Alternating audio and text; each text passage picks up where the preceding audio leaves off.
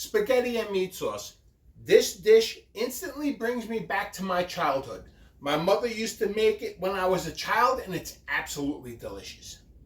Let's go over the ingredients and let's get cooking. Before we do that, don't forget to subscribe, like the video, and don't forget to ring that dinner bell.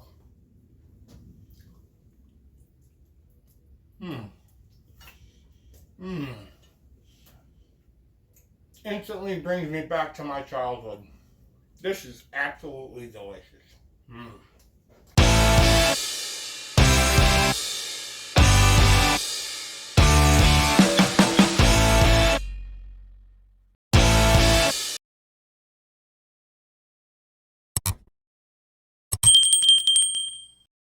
Okay, to get started, here I have a medium pan heating over medium heat. I already added 2 tablespoons of olive oil and a medium onion on a 1/2-inch dice. What we need to do is caramelize these onions just until they're lightly browned. And that should take about 3 to 5 minutes. In the meantime, I have 4 cloves of garlic. We're going to be chopping those into a fine chop. And this has to be one of my favorite childhood recipes that I can remember my mom ever making. So here we have 2 tablespoons of olive oil, 1 medium onion on a 1/2-inch dice, 4 cloves of garlic that we're going to chop, 1 pound of 85-15 ground beef. I have 1 to 2 cups of beef stock here. I don't know how much I'm going to need because this is going to be cooking for about an hour. We're going to start off with 1 cup, and then if it looks like it's drying out, we're going to add a little more at a time. We have 1 28-ounce can of crushed tomatoes, 3 tablespoons of tomato paste. Here we have dried basil, dried oregano. We're going to use 2 teaspoons of each. Now, why am I using dried? I'm using dried because that's what my mother always did. For this recipe, she always used dried, and it was never fresh, so that's what I am doing. Now, you got a problem with that? You could use fresh. If you decide to use fresh, just double it. So what we're going to do is we're going to put the garlic on a nice little chop. And like I said, this recipe is one of my favorite childhood recipes that my mom used to make. And she didn't make it often, but when she did make it, it was a recipe that I remember always going straight to the soul. I mean, it doesn't get more home cooking than this. So, let me check on these onions. I think it needs just a little more oil, so we're going to go ahead and add a couple more tablespoons. Maybe lower the heat a little bit more on this. Okay? So that's good. And what we're doing is we're just going to caramelize these just until they're lightly browned. Okay, so let's finish chopping this garlic. You can go ahead and use a garlic press if you have, but so far all of my stuff is still in storage. I just don't have the time to go looking for it. And I have at least 200 boxes. None of the boxes are marked. And what a catastrophe. So I am slowly finding things, but it's just a slow process. So let's continue chopping this. This is looking good.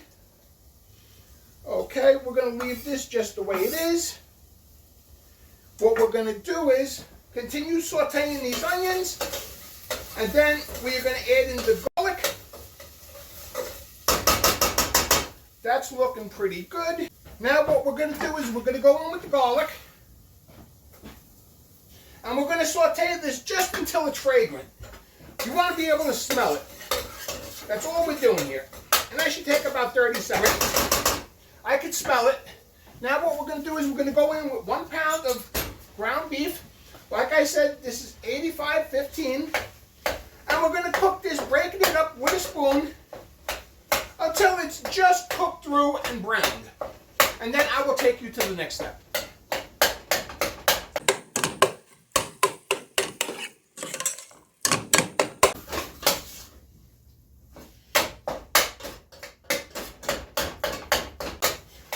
Okay, so the meat is just cooked through. It's nicely browned. Now what I'm going to do is I'm going to create a little hot spot in the center of the pan. And what we're going to do is we're going to go in with 3 tablespoons of tomato paste. And we're going to caramelize the tomato paste just a little bit. And that should take anywhere from about 2 to 3 minutes. Okay, that looks like about 3 tablespoons. Doesn't have to be perfect. Let's get that in there.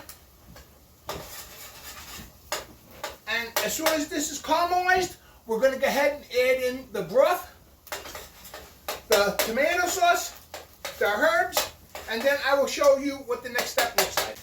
Okay, so the tomato paste is nicely caramelized.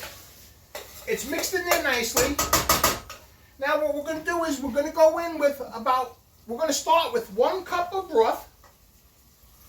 So that's going to be about half of this. Okay. 1 28-ounce can of crushed tomatoes.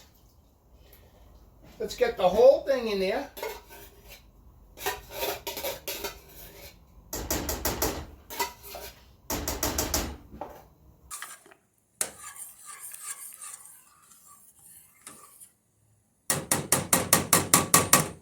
We're going to go ahead and go in there with 2 teaspoons of basil and 2 teaspoons of oregano. Now, why am I measuring this? I'm measuring it because usually when I make this recipe, I want it to come out exact every single time. Now, I receive messages, what's the difference of using fresh as opposed to dried? Well, there's really no difference. You want to use fresh? Go ahead and use fresh. I'm using dried here. Now what we're going to do is mix this well. We're going to bring it up to a simmer. We're going to lower the heat to low, and we're going to simmer this for 1 hour, adding broth if we need it. And I will see you in an hour. Don't forget to subscribe, don't forget to like, and don't forget to ring that dinner bell.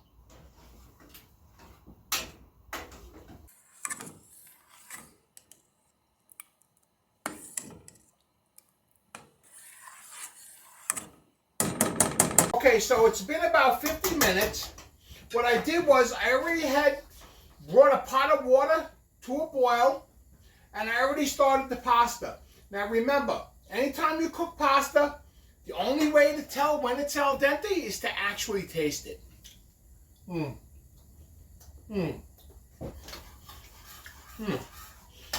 We still got about maybe another minute or so. So we're going to cut that off now. We're going to take this. We're going to drain it.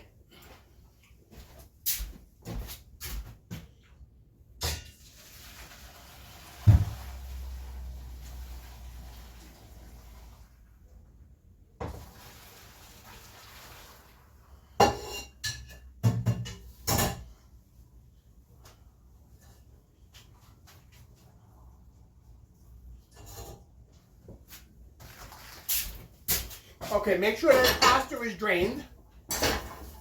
We're going to add it back into the pot. Now the sauce has been simmering for about an hour. I went ahead and I seasoned it with salt and pepper because remember, we didn't season this with salt and pepper. We're going to add just a little bit to the pasta. And we're going to mix this just to coat the pasta.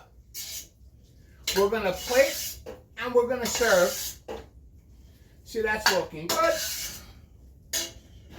Now we're going to plate and serve, but before we do that, I receive messages, and I love when you guys send me messages and ask me questions.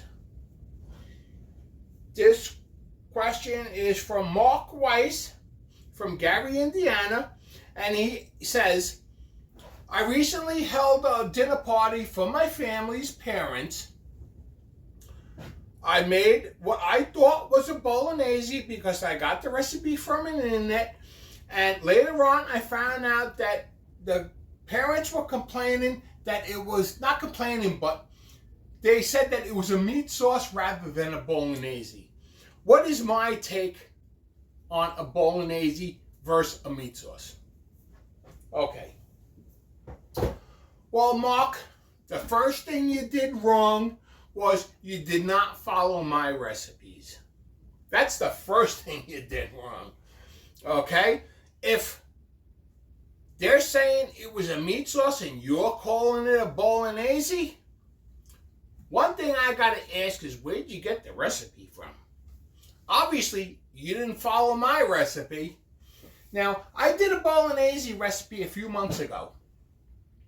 If you look at that recipe and then you look at this recipe, you will know the difference between a Bolognese and a meat sauce. Do not confuse this meat sauce for a Bolognese. A Bolognese, it is all about the meat and not the sauce. In this case, for a meat sauce, it's all about the sauce that's flavored with meat. So let me plate this up and let me show you what it looks like. In the meantime, subscribe, hit that like button, and don't forget to ring that dinner bell.